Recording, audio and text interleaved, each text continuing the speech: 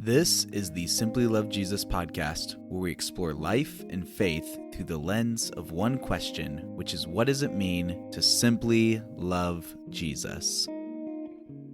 Well, I am praying and hoping that you are having an incredible week so far. This episode is a part 3 to a 4-part series, kind of like a side, I don't even know what the word is. It's like a filler. I've been doing this series myself where I've recorded 4 different episodes, and anytime that it just feels right, or maybe we just have a lot going on, don't have enough time to record, and we still want to put out an episode, then I've recorded these episodes to put out as like a filler in between that time.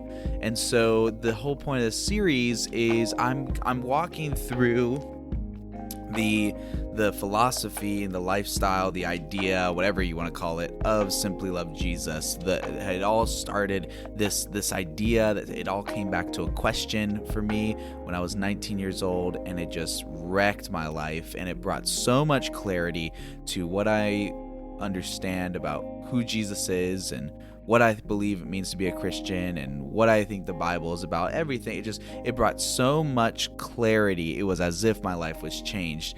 And ever since that moment, my life's mission has been about sharing with other people the answer to this question, which is, what does it mean to simply love Jesus? And so in the midst of that, I have these 4 different episodes that kind of explain this philosophy, so to speak, this way of life, this idea of how to explore, how to grow, what it truly does mean to simply love Jesus, and to understand what that means. There's like 4 steps that go through it. And so episode 1 and 2, the first episode, it's really hard because this whole philosophy and this whole lifestyle, this whole idea, it can't be compartmentalized into 4 independent segments, so to speak. They're not 4 independent lessons, but I'm doing my best to explain them as it really, when you understand the full thing, you understand it's one big cycle, it's one continuous thing, but within that, there's kind of these 4 checkpoints, these 4 steps that happen within it. They're not independent of themselves, they're interconnected, so it's hard not to have like some bleed over. But anyways, the first episode was really hyper focusing on the question, why the question, that question, what does it mean to simply love Jesus? Why that changed my life? What is so powerful about it? Really, it's just all about how it brings me back to the gospel. It brings me back to what Jesus did for me, and what he, the mission that he had and called me into, and all this stuff, and just, his grace and his mercy, his love and his truth in comparison to my selfishness and the things that I've done in my life, yet he loves me so much, and all the good stuff. You have to go back and listen to it yourself.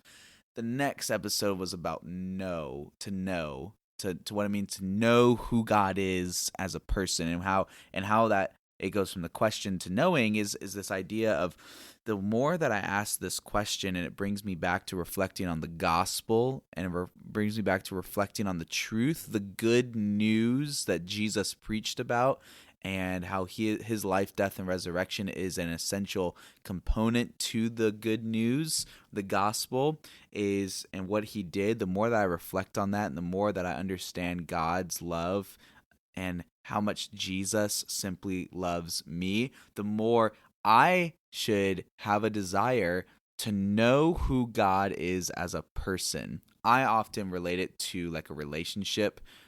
When you're dating someone, or when you like someone, and you see them, and all of a sudden you just get these butterflies inside of you, like, oh my gosh, I just love them like just so much, like just them like flowers and rainbows and yeah, all the good stuff, and all the butterflies. Oh, the feelings of love and romance. And so all those like butterfly feelings, what does that make you want to do when you first meet that person? At least for me, I want to get to know who they are. I want to know what they like, what they love, what they're passionate about, their dreams, their desires. I want to know all of it so I can know who they are. as a person, and I want to know who they are as a person so that I can then take in the things that I know about them and then use that as a means to love them and serve them and show them how much I love them. And so in the same way, the second episode is, what does it mean to know who God is as a person? And now, the more that we understand who he is, the more we understand what it is that God values, what God loves, and most importantly, who God loves. And the more that I seek him, the more that my heart will grow and desire to love who he loves, and who he loves is people. And so that leads us to this episode, is all about that third step, the people part, the people. So before we dive into this episode specifically, the music that we have for this episode, it comes from Kyle McEvoy. I don't know how to pronounce his last name. Anyways, and also Stan Forby. And they have an album called Bloom, and that's provided to us by Chill Hop Music. So thankful for them. And so all the music you're listening to in this episode is from those guys. So I will attach the album, a Spotify link in the show notes so you can go listen to that yourself. But anyways, let's get rocking and rolling. The one thing that I want you to walk away with in this episode is this. The closer I am to God, the greater my love for people will be. That's the one thing I want you to walk away with at the end of this episode, that the closer I am to God, the more I draw near to him, the closer I am in my relationship with him, and the closer my heart is to the heart of God, and the closer our hearts become to becoming one, the greater my love for people, all people, both those who agree with me and those who do not, the greater my love for those people will be.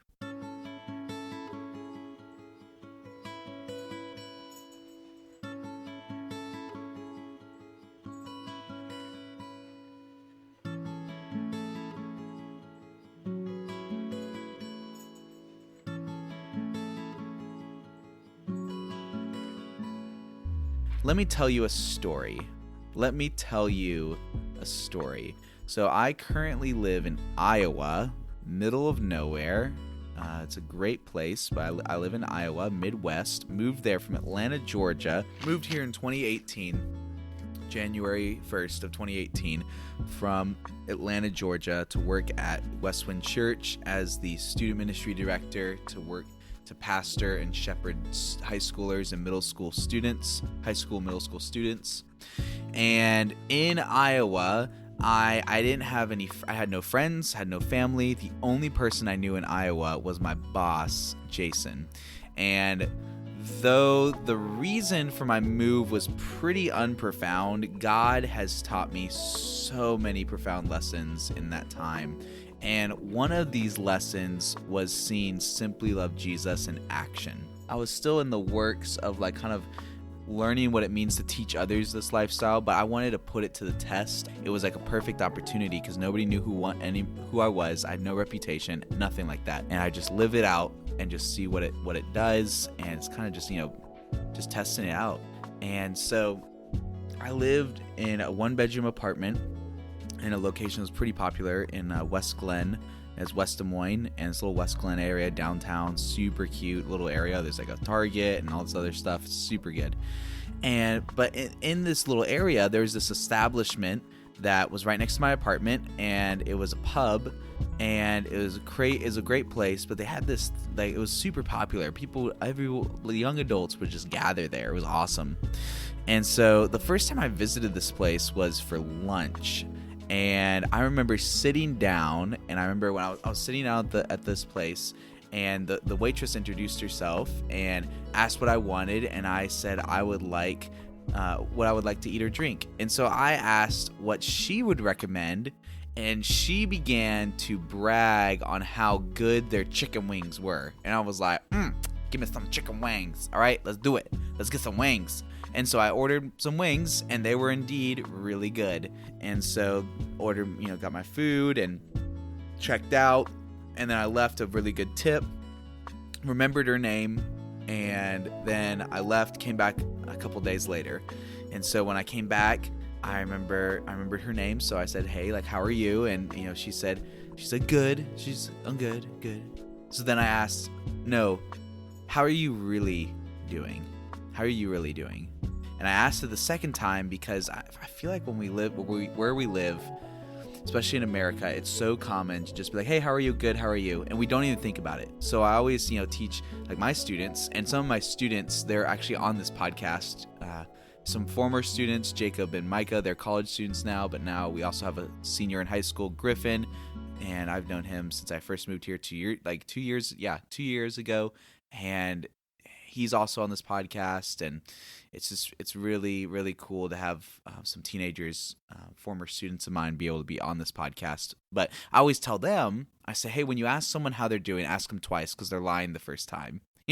Everyone's going to say, "Hey, how are you?" "Good, how are you?" Yeah, and you move on. What's interesting is, people are lying the first time, so you have to ask a second time. And when you ask that second time, then people tend to probably be a little bit more honest. And so I did that with this waitress. I was like, "Hey, how are you?" And she's like, "Good." And I'm like, "No, how are you really doing?" And then after I asked, she proceeded to tell me how, if she were honest, she was pretty stressed out. She had a job interview coming up, and some people have been really rude to her. And all I did was listen. And at the end of my meal, I wanted to make sure she had at least one good smile on her face. So for a $12 meal, I left a $20 tip. Why? Because I wanted her to know that I simply cared about her.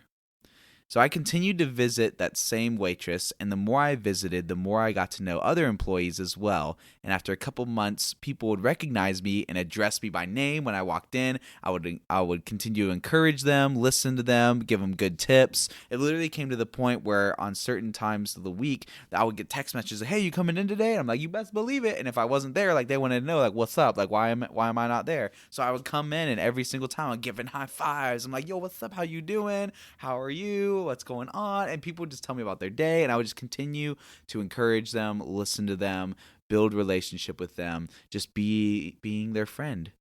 And now a lot of these employees would work from 4 p.m. to 2 a.m. with no breaks. There was a need to be met there, and these people would become my friends. They looked forward to seeing me, and I looked forward to seeing them. So I decided to do something a little out of the ordinary. There was a Mexican fast food joint near this pub where I had been banking some relational investment, and every few weeks around midnight, I would go and buy tacos for every employee. There was a little taco joint nearby, so I was kind of like the Hispanic Oprah. It was crazy. All that would be missing was a spotlight and me throwing tacos at people, going, "You get a taco, you get a taco, everybody gets a taco." Just going bonkers and just going crazy. Everyone gets tacos, and every time I do, the people would just be so excited, like, "Oh my gosh, I'm so hungry!" Like, they'd be so hungry, and I would get them a taco. They're like, "Thank you so much." Not really not exactly like that, but you know what I mean. So they were just really excited. So here's the question: why did I spend my personal money on tacos for every employee? Because the reason why is I wanted them to know that I simply cared about them. Fast forward several more months. At this point, every employee at the time knew who I was. Every waitress, every waiter, every bouncer, manager, they all knew who I was, and I knew who they are. They had my phone number. They would keep in contact. Literally, it came to the point where sometimes employees, if they were a little, they had a little too much to drink, the other managers or employees or whoever would ask me to take them home. So they trusted me so much. They would trust me so much to take them home at the end of the night and literally take them to their house or wherever. And I would get messages asking whether I was going to show up on evenings or hang out, whatever. If I wasn't there for a week, I would get messages asking where I'd been. We just built a friendship. Well, one evening, the fruit of my generosity had produced. I had stayed up late just talking to employees and strangers as I usually would. I consider meeting strangers a hobby. So you throw me in a crowd full of strangers, I'm going to be on cloud nine because I just love talking to strangers. And so, anyways, I was staying up late as usual, talking to employees, talking to strangers, meeting new people. And one employee just had enough of it. They came up to me and they were just like, dude, like, what's your deal? I was like, what? What do you mean? And he said, you come in here all the time, being all nice to us, bringing free tacos, giving audacious sized tips. You stay up late and you offer to help for free. Why are you like this? What's your deal? I just like laughed and I was like, dude, I just love you guys. I love all of you, but I love you because I have first been so loved. And right then, after almost a year of investing in these people, we were able to have what turned into a conversation until 4 a.m. about grace, love, mercy, Jesus, the church, Christianity, the gospel, everything. They were able to hear the gospel presented to them with an open mind and an open heart. Now, this person did not like Christians. They believed Christians were hateful, judgmental, closed-minded, homophobic, the list goes on. So how was this person able to hear the gospel from me? What made me different from all other people who claim to be Christian? It's simple. They knew that I cared. And people want to know that you care before they want to know what you care about.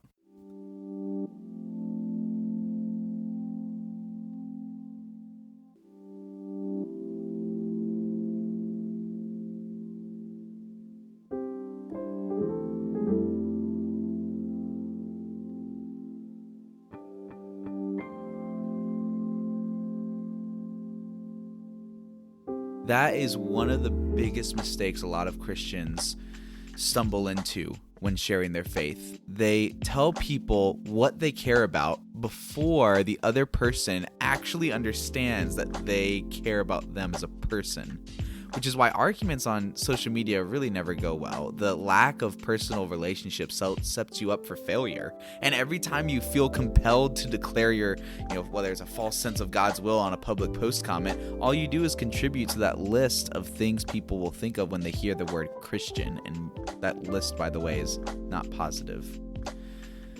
When reflecting on this, how was it that I was able to get to this point where someone heard me? And the reality is because I have a relationship with Jesus, and my love for God drove me to the point of wanting to know who God loves. I want to know who God cares about, what God values, what he loves. And when I seek him and I know him and I desire him, it leads me to loving people more.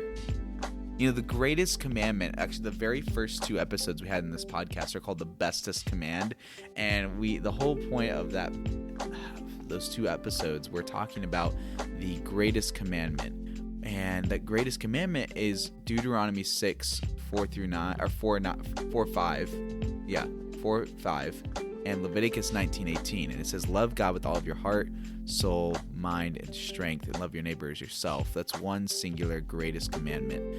And what's so powerful about that is they're inseparable. It's this idea that your relationship with God can be directly correlated to the relationship with others around you. If you want to know how you and God are doing, look at how you and the people around you are doing. And it's something, there's a whole nother message we can get into that.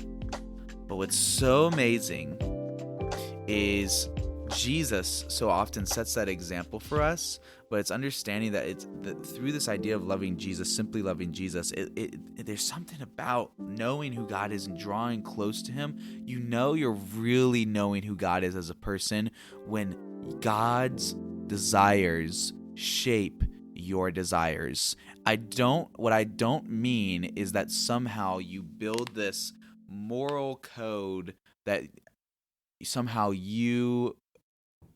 when I say people draw near to God and they know who God is and you start loving what God loves, I know a lot of people who the first thing they think of is this idea, well, if I'm growing close to God, I'm going to be really what I believe is going to be changed, so to speak. So like I think this is wrong and that's wrong. You shouldn't do this. You shouldn't do that. This is not. You shouldn't do those things. You need to live like this. This is what you need. I hope that makes sense. But when I try to explain it like that, but what I want you to understand is your values do change when you seek Jesus.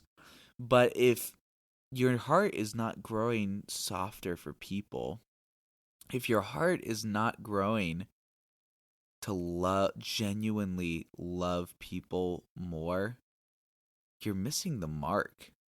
You're missing your relationship with Jesus. How do I know this? Because the greatest commandment is to love God with all your heart, soul, mind, and strength, and to love your neighbor as yourself. You know, Jesus was a great example of what it means to show people that you care before telling them what you care about. In Matthew 9, Jesus was invited over to Matthew the tax collector's house to eat and chill. And tax collectors were despised in the community, but it wasn't like just tax collectors there. In Matthew 9:10-11, it says Matthew had invited Jesus and his disciples to his home as dinner guests, along with many tax collectors, and in the NLT it says disreputable sinners. I love that. But when the Pharisees saw this, they asked the disciples, "Why does your teacher eat with such scum?" So basically, when asked who these disreputable sinners are, basically they were the people you wouldn't like. In other words, Jesus, you would walk by that house and you would realize that Jesus was chilling with the people you tweet angrily about. The people who make your blood boil, your people group who make them angry, and you know who they are. Jesus would have been chilling with the people you tweet angrily about. Jesus spent his time investing in these people, and he was invited because they believed that he cared about them. And because of that, they wanted to know what he cared about. Jesus also preached the good news and made it a point to teach them. He had a firm conviction of what he believed in. Not long after teaching them, he uses language to say that his new friends, these sinners and tax collectors, are like people with an illness and he's the doctor. So don't think like you have to sacrifice your convictions to make new friends with those who disagree with you. But what I am saying is that if you want other people to know what you care about, you first need to show them that you care about them. Because people want to know that you care before they want to know what you care about. So what are you doing to show others that you care? Like, are you tipping your waitresses and waiters? Like, tip well, because those waiters and waitresses, they remember. And I'm talking specifically to the after church Sunday crowd. I was talking to a waitress the other day, and I asked her, I said, "Hey, who are like the worst tippers?" And without even missing a beat, it was the Sunday after church crowd. Like, that's so sad. Are you being consistent in the lives of other people who you want to know Jesus? Maybe you need to do what I do and give out free tacos to people who you've built relationships with. But whatever you do, you can't tell people what you care about before proving to them that you care about them as a person. And so what we need to do is we need to make sure that our relationship with God is being motivated by our love for him. God's love for you should influence your love for him and overflow his love out of you onto the world around you. And so what this looks like is, man, make sure that when you are seeking Jesus, you're asking the questions to know who he is as a person. You're wanting to know what he likes and what he loves, and you're reading the Bible with such sincerity as a means to know who he is. And how you know you're doing it right is when you start interacting with people, you have a sincere love for them. Why do you have a sincere love for them? Because God has a love for them. You know, when I was right out of high school, I was dating this girl, and I had never seen the show Friends, but she loved the show Friends. I'd never seen it, but I was like, all right, we can watch it. And now I love the show Friends. Why? Because, well, it started because of this girl I was dating who loved the show. And because I really liked this girl, I was like, all right, well, let me watch the show. But the more I saw how much she liked the show, it made me want to watch the show and see why it was so good. And now I love Friends. I love the show. It's really funny. And it should be the same thing with people. It's God loves people. God does not like the evil that's in this world and the selfishness that infects our hearts, but he created people to reflect him, to reflect who he is to the world. And so there's so many good things about people, and you gotta understand that everyone has this struggle with selfishness within them, but you gotta understand that it's up to you and I. The people who I mean, if you're listening and you don't believe in Jesus, that's okay. But for those of us who do believe in Jesus, it's up to us to be the people who will show others a better way of living. And that is a life that is overflowed and a life that is lived out of the abundance of Jesus, a life that is lived fully devoted and living to love Jesus. We are here to prepare the world for when Jesus returns. That's what we're here for, is to prepare the world for when Jesus returns. And so, again, going back to the one thing that I want you to understand, how are you supposed to love people sincerely? You're supposed to love people sincerely by loving and seeking Jesus and drawing near to him. And here's the thing, the closer you are to God, the greater your love for people will be.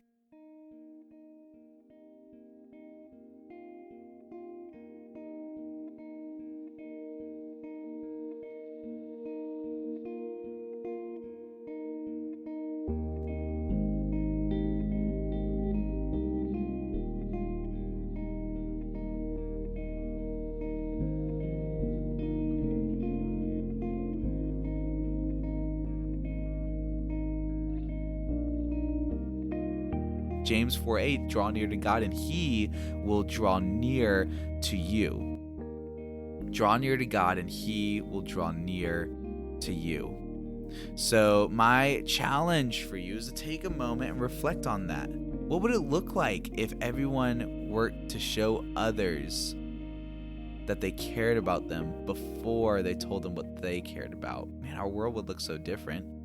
I mean, the world would see Christians the way God intended them to be seen, not how they're currently seen. I want Christians to see each other the way God wanted, to have harmony even when there's diversity in theological beliefs. But it's in our hands. It's in our hands. So how do you love those who are difficult to love? Like, how do you love people even when they deeply do not love Jesus and they hate Jesus and they say things that would, that disrespect God? How do you love those people? You love those people. I mean, like I said, you got to love Jesus first. It always comes back. Everything that I say, it's got to come back. You got to take it back. It's like ooh, you know what it's like? It's like a rotary phone.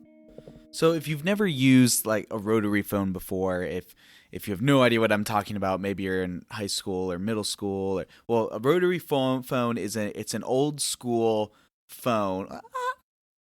Is it old school?